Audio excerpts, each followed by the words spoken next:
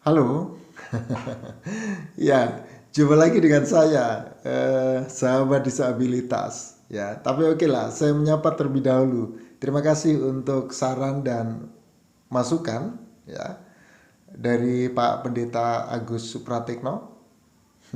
Keren. Terima kasih juga untuk Mas Rudi yang ada di Ambulu. Ya, halo, apa kabar? Ya, nah, masih dengan topik yang sama.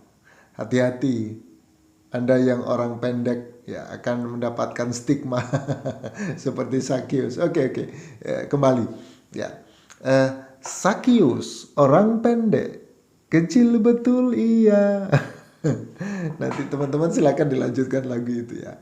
Nah, ini adalah penggalan lagu sekolah minggu ya, yang pasti semuanya sudah sangat hafal dan paham.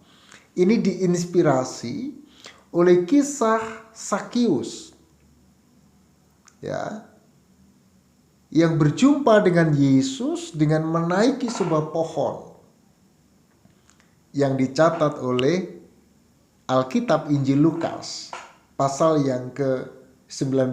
Teman-teman bisa baca di sana ya. Nah, pertanyaannya sebetulnya begini.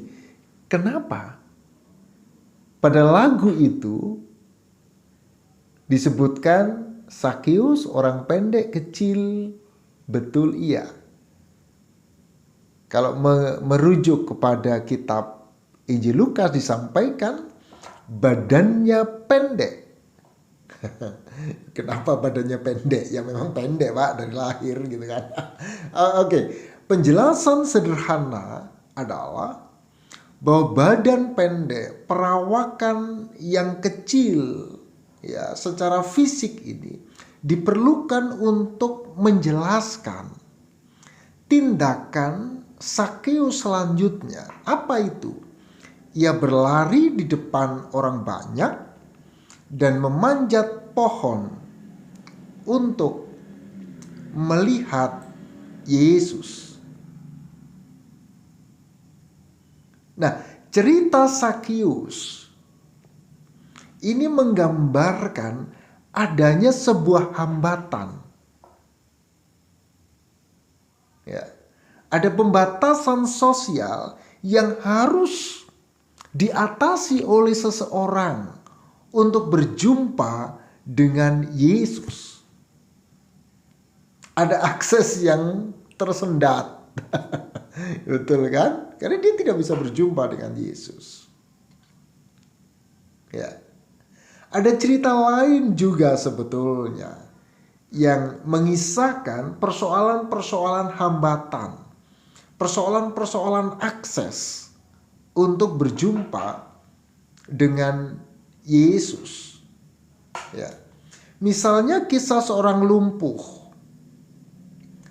yang terhalang oleh orang banyak ketika ia ditandu ya, ada orang banyak nggak bisa ketemu Yesus ya kan, dia dibawa naik untuk menjebol atap, diturunkan dari atap tepat berada di depan Yesus ya.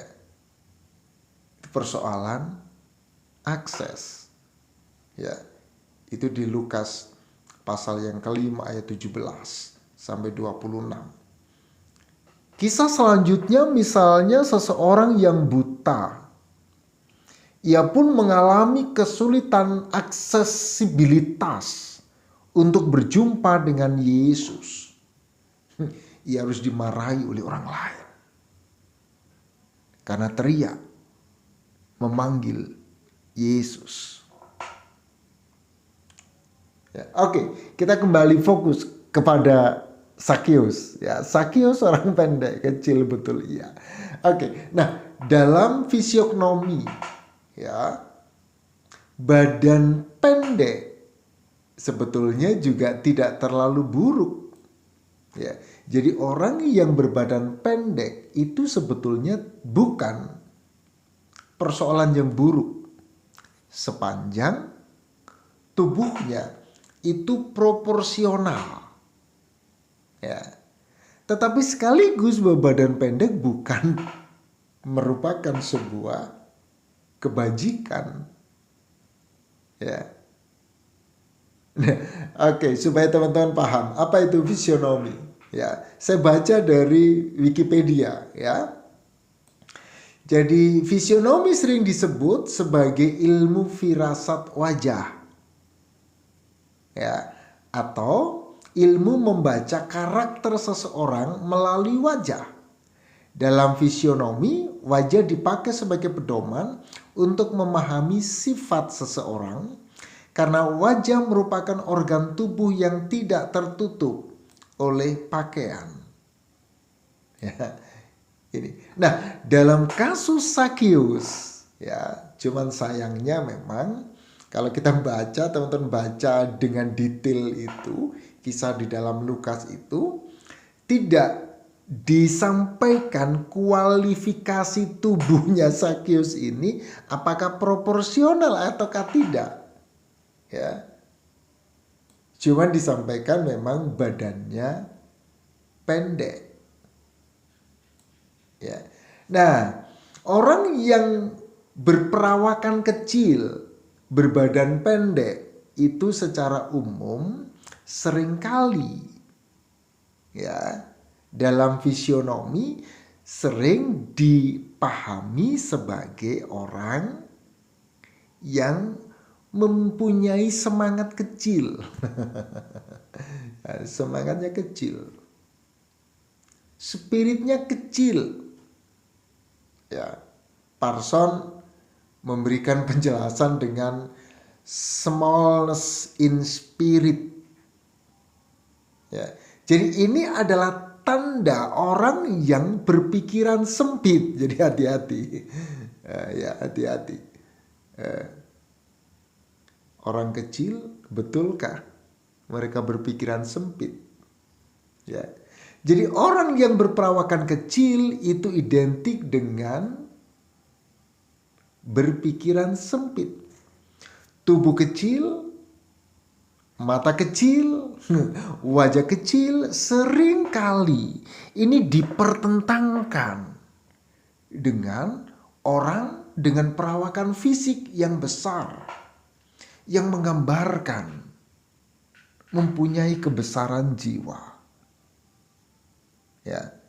Jadi dengan kata lain, tubuh kecil dipertentangkan dengan tubuh besar. Tubuh kecil ini berpikiran sempit. Berbeda dengan tubuh besar, ia berpikiran luas. Ya. Ada yang melihat bahwa pikiran sempit ini bentuk lain, ya, dari karakter keserakahan. Jadi orang yang tubuhnya kecil, berperawakan kecil, semangat kecil, pikirannya sempit, itu ditafsirkan orang yang memiliki karakter serakah, memiliki karakter picik. Ya, dalam konteks Sakius sebagai pegawai pengumpul dana pajak, ya kan, dapat diartikan ia memiliki pengharapan yang rendah, pengharapan kebahagiaan hidup yang rendah dari keserakahan yang dilakukan.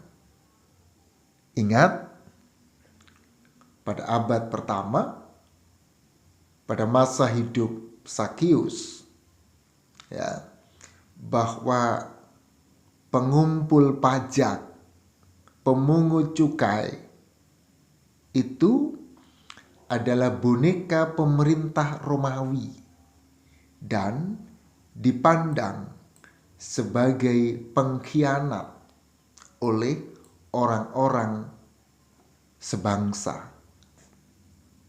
Dan Sakius,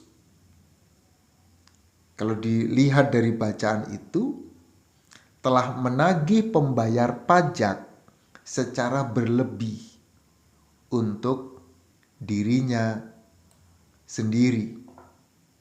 Ya. Oke, Sakeus orang pendek badannya itu dalam kesadaran fisionomi ditafsirkan sebagai orang yang berpikiran sempit berkaitan dengan pekerjaannya. Itu berarti mencerminkan penilaian terhadap dirinya yang rendah. Sudah pikirannya sempit, berkaitan dengan pekerjaannya yang tukang pajak, itu berkaitan dengan penilaian terhadap dirinya yang rendah. Dicap sebagai orang yang serakah, gegara pekerjaannya sebagai kolektor pajak. Ya. Sakeus yang orang pendek itu seringkali kemudian dihakimi bukan hanya berkenaan secara fisik. Memang kenyataannya tubuhnya kecil,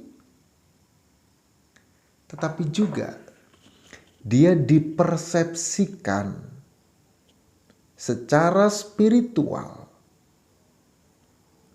rendah. Nah, ini video yang terkait Sakeus, badan pendek, dan fisionomi. Bagaimana menurut Anda? Apakah Anda sepakat dengan cara pandang terhadap Sakeus yang digambarkan orang pendek itu yang memiliki pikiran yang sempit dan karenanya kemudian ia dianggap sebagai orang yang serakah, orang yang picik, dan itu menggambarkan karakter kehidupannya, dan selanjutnya secara spiritual rendah. Bagaimana pendapat Anda? Teman-teman sahabat disabilitas, silakan tulis di kolom chat apa yang menjadi pemahaman terhadap Sakeus orang pendek yang dilihat dalam ilmu tafsir wajah visionomi ini. Ya, oke, terima kasih yang sudah subscribe. Terima kasih untuk terus menonton, mendukung video dan channel ini. Dan bagi teman-teman yang baru menemukan channel ini, terus dukung dan sebarkan, share, supaya semua orang boleh mendapatkan pemahaman yang benar terkait isu-isu disabilitas. Terima kasih dan Tuhan memberkati.